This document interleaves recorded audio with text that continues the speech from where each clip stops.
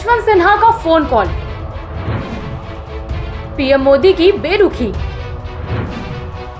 तल्खी में बदल गई दोस्ती।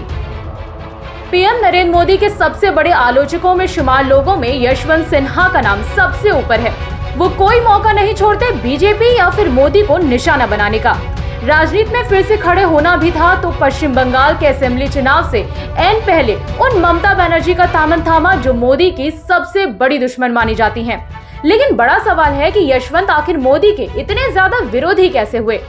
नमस्कार, जनसत्ता में आपका स्वागत है और सियासी किस्से में आज बात यशवंत सिन्हा और मोदी के रिश्तों की।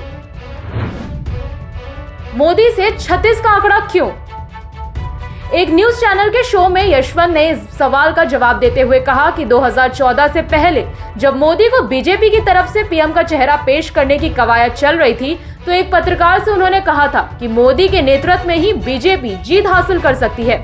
तब उनको मोदी ने खुद फोन करके शुक्रिया अदा किया था। फिर वाकया 2016 का है। कश्मीर में हालात खराब थे। केंद्र ने एक डेलीगेशन वहां भेजा तो यशवंत सिन्हा भी उसमें शामिल थे। वो कश्मीर गए तो उन्हें लगा कि बातचीत से ही हिंसक माहौल पर रोक लगाई जा सकती है। यशवंत सिन्हा के मुताबिक उन्होंने कश्मीर से ही पीएमओ को फोन करके कहा कि वो प्रधानमंत्री से मिलना चाहते हैं। उनके संदेश को नोट करके आगे बढ़ा दिया गया। यशवंत दिल्ली लौटे तो फिर से पीएमओ में फोन करके मोदी से मिलने का समय मांगा, लेकिन आज तक उन्हें प्रधानमंत्री की तरफ से मिलने का बुलावा नहीं आया। उसके बाद से दोनों के बीच में 36 का आंकड़ा बना है। नोटबंदी या घोटाला? यशवंत मानते हैं कि नोटबंदी देश का सबसे बड़ा स्कैम है। इसके जरिए सारा काला धन सफेद कर दिया गया। सरकार इसमें सक्रिय तौर पर शामिल थी। वो ये भी मानते हैं कि मोदी को 2002 में गोधरा कांड के बाद सीएम पद से हटा देना चाहिए था। आडवाणी ने उनका बचाव करके बड़ी गलती करी है। एक सवाल के जवाब में उनका कहना था कि मोदी अथॉरिटेरियन हैं, जबकि ममता बनर्जी एक संघर्ष करने वाली नेता हैं। राष्ट्रपति पद पर दावेदारी?